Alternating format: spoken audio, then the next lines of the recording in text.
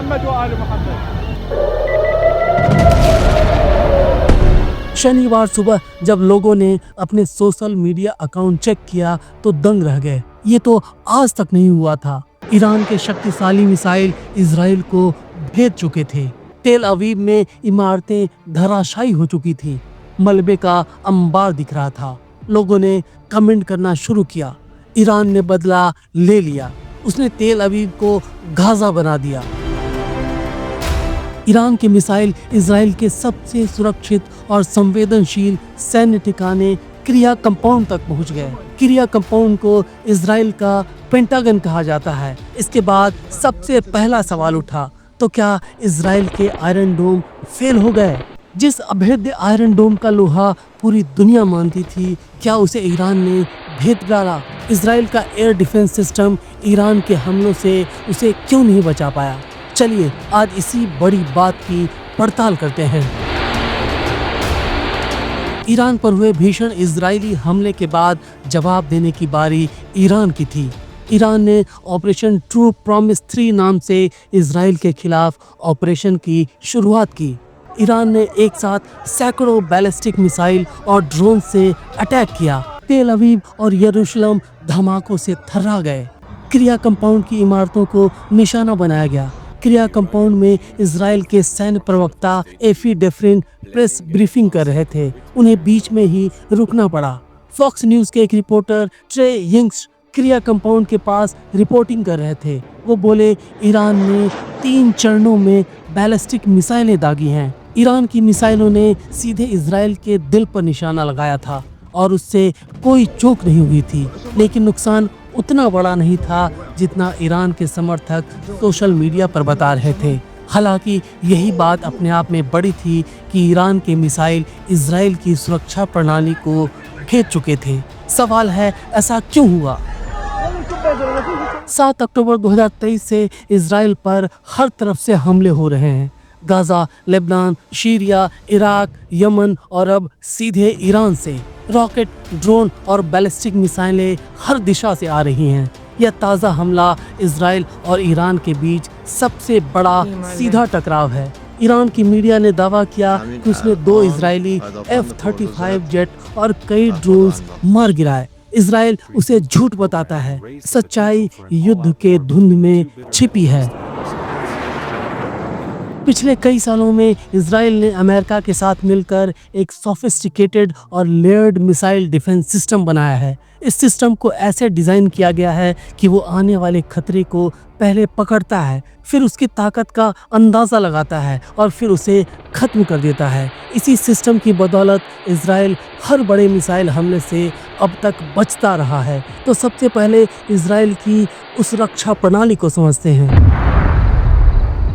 सबसे पहले आता है एरो सिस्टम। अमेरिका के साथ मिलकर बनाया ये high altitude defence system long range ballistic मिसाइलों को पृथ्वी के वायुमंडल के बाहर रोकता है। ये यमन के हुती विद्रोहियों की मिसाइलों के खिलाफ कामयाब रहा है। इसके बाद है डेविड स्लिंग।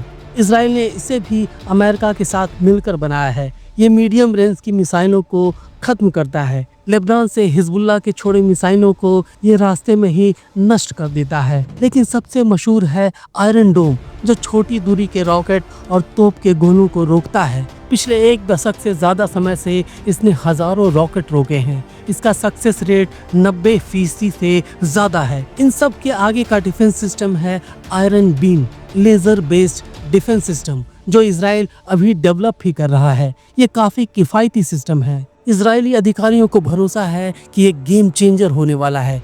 जहां आयरन डोम का खर्च $50,000 और दूसरे डिफेंस सिस्टम का खर्च $2 मिलियन तक आता है, वहां आयरन बीम का खर्च महज कुछ डॉलर ही आएगा। अब सबसे बड़ा सवाल, आयरन डोम क्यों फेल हुआ?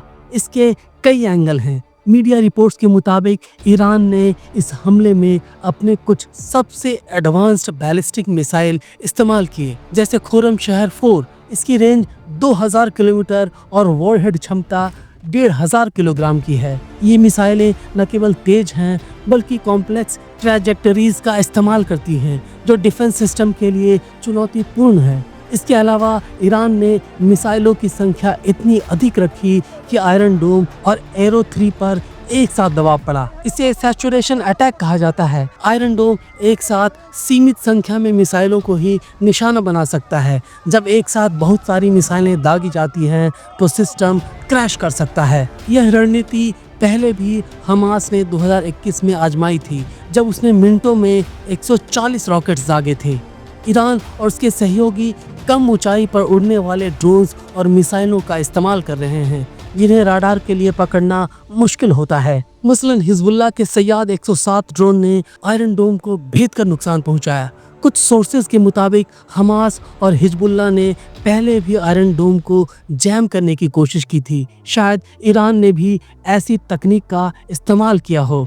IDF का कहना है कि ईरान की सैकड़ों मिसाइलों में से ज़्यादातर को आयरन डोम और दूसरे डिफेंस सिस्टम ने रोक लिया। हालांकि कुछ मिसाइलें तेल अवीव और दूसरे इलाकों में गिरी, जिससे थोड़ा बहुत नुकसान हुआ है, लेकिन इसे आयरन डोम का फेलियर नहीं कहा जा सकता। एक बात यह भी है कि ईरान का मकसद सिर्फ नुकसान पहुंचाना नहीं था, बल्कि इजराइल के डिफेंस सिस्टम की विश्वसनीयता पर सवाल उठाना भी था। ईरान को यह दिखाना था कि हम भी इजराइल के भीतर घुस सकते हैं। इजराइल का कवच मजबूत है, लेकिन इसे अभेद्य नहीं कहा जा सकता। आपको क्या लगता है, क्या ईरान इससे भी बड़ा हमला कर सकता है? कमेंट में बताइए। वीडियो पसंद आई हो तो इसे लाइक करें, चैनल को सब्सक्राइब करें, और अगर जानना चाहते हैं कि मोसाद ने कैसे ईरान पर सबसे बड़े हमले की प्लानिंग की तो हमारा ये वाला वीडियो ज़रूर देखें।